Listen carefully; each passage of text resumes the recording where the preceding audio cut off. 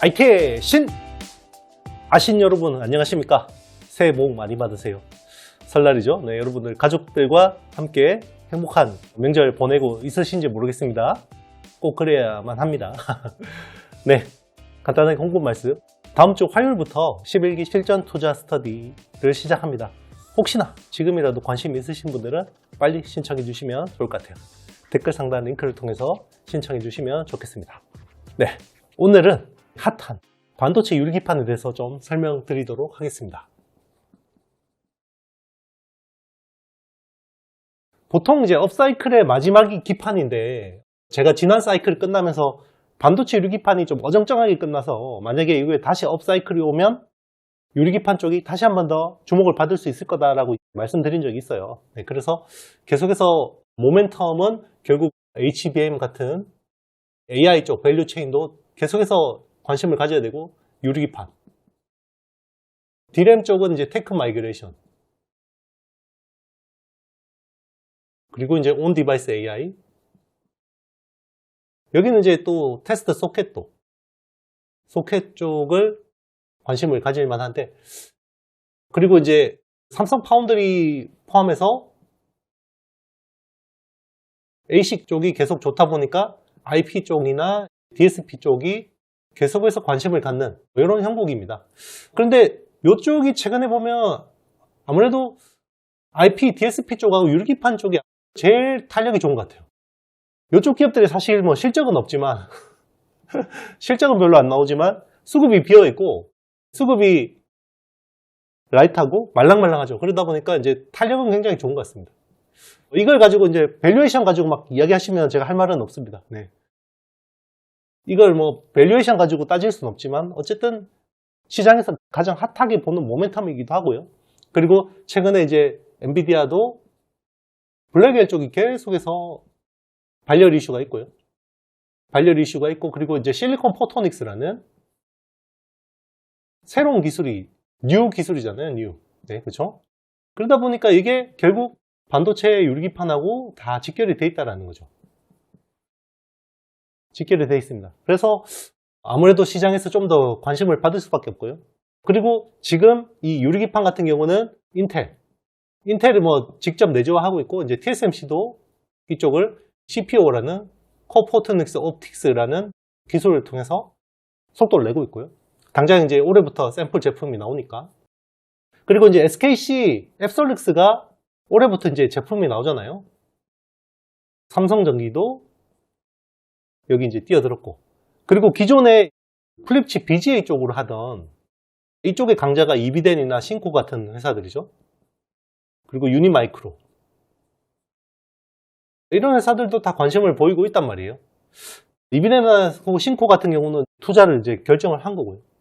결국 그러면 제일 앞서 있는 회사가 여기인데, 국내에서는 또 이 두 회사의 경쟁 구도를 또 보겠죠. 그래서 여기서 또 우리는 투자 아이디어를 찾아야 되는 거고요.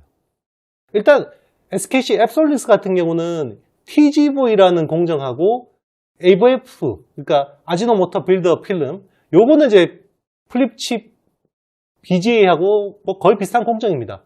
여기가 이제 문제죠. 여기가 유리 가공인데요. 여기는 기존의 기판 쪽 기술 가지고 충분히 할 수 있는 건데, 여기가 이제 문제가 되는 겁니다. 왜냐면 기판 업체들이 유리 가공을 해본 적이 없겠죠. 여기가 결국 디스플레이 쪽에서 기술을 가져올 수밖에 없는데, 여기가 이제 다릅니다. SKC 앱솔릭스 같은 경우는 요 TGV라는 공정을 처음부터 외주를 검토를 했고요. 삼성전기 같은 경우는 이걸 풀 내재화 전략을 했단 말이죠. 세종 사업장에다가 지금 이걸 처음부터 끝까지 다 한다고 했었죠. 근데 이게 유리 가공업이라는 게 이게 녹록지가 않아요. 왜냐면 유리 가공이라는 게 이게 사실 오염 산업입니다. 예, 오염 산업. 왜냐하면 기본적으로 케미칼 많이 쓰죠. 그리고 여기에 물 엄청 오염되죠. 유리가루 같은 것들. 이거를 대기업이 하면 환경 비용이 많이 든단 말이에요. 그리고 이 유리라는 게 수율이 80%, 90% 잘 안 나옵니다. 가뜩이나 이 유리에다가 아주 미세한 구멍 뚫어가지고 불산으로 녹이는 건데, 그래서 최근에 이제 삼성전기가 이거를 SKC 앱솔릭스처럼 요거를 외주를 준다라는 이야기가 점점 나오고 있는데요. 거기서 제일 유력한 회사가 지금 캠트로닉스라는 회사입니다. 이건 아직 뭐 확정은 아닌데, 그래서 우리가 이제 캠트로닉스에 대해서 한번 오늘은 알아보도록 하겠습니다. 네, 캠트로닉스 정말 오랜만에 분석해 보도록 하겠습니다. 캠트로닉스 주로 이제 OLED 때문에 많이 이 회사는 분석했었는데요. 이 회사 같은 경우는 반도체 사업이 있고요. 반도체 PGMEA라는 PR에 들어가는 원재료죠. 네, PR 원재료라고 보시면 됩니다. 요거를 이제 국산화했다고 보시면 되고요. 그리고 전자 사업이 있습니다. 전자. TV 밑에 터치하는 키 버튼 같은 것들 있잖아요. 이런 것들 가전이나 이런 데 들어가는 거. 그리고 이제 저장 부품, 네, 저장 부품 사업이 있고, 그리고 이제 뭐 유통 및 기타 등이 있습니다.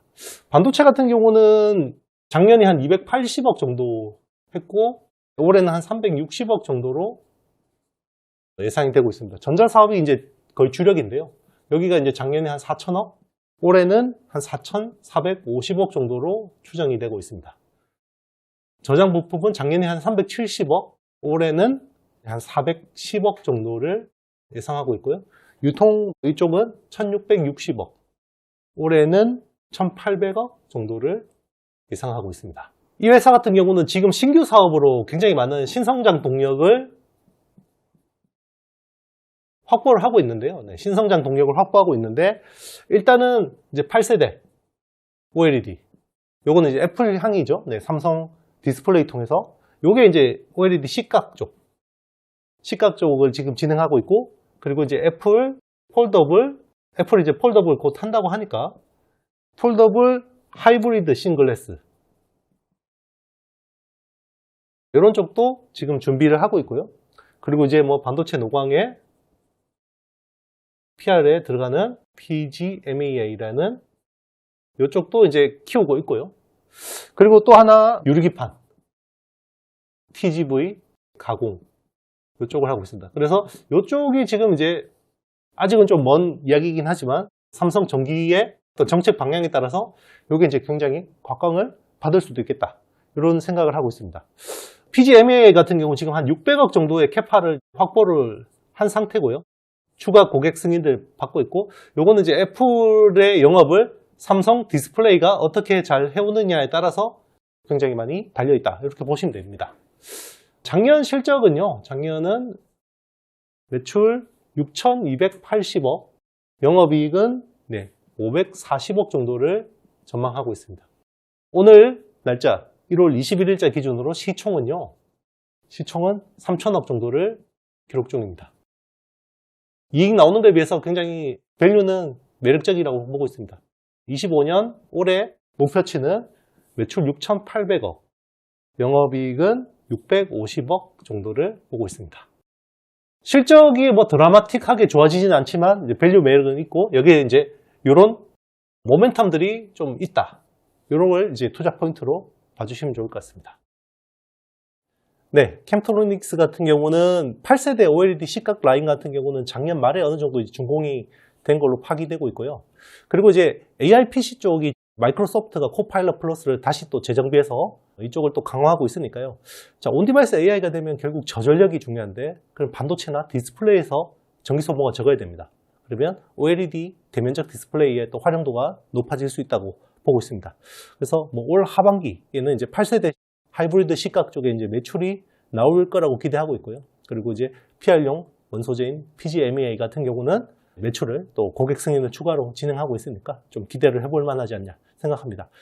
요거는 이제 삼성전기에 아직 정책이 확정된 게 아닙니다. 그렇기 때문에 가능성의 영역으로 보시고요. 혹시 만약에 그런 뉴스가 나와서 뭐 좀 이제 확정됐다, 삼성전기가 TGV를 이제 외주 주기로 했다, 이렇게 되면 주가가 좀 단기적으로 움직일 가능성도 있다고 생각합니다. 네. 그런 것들 잘 감안하셔가지고요. 제 말만 듣고 투자하지 마시고 여러분들이 잘 판단하셔가지고 투자하시면 좋을 것 같습니다. 네, 명절 기간 중에도 봐주셔서 너무 감사드리고요. 좋아요, 사랑해요. 너무 감사합니다. 저는 설 이후 그때 또 여러분들 좋은 영상으로 찾아뵙도록 하겠습니다. 여러분 안녕.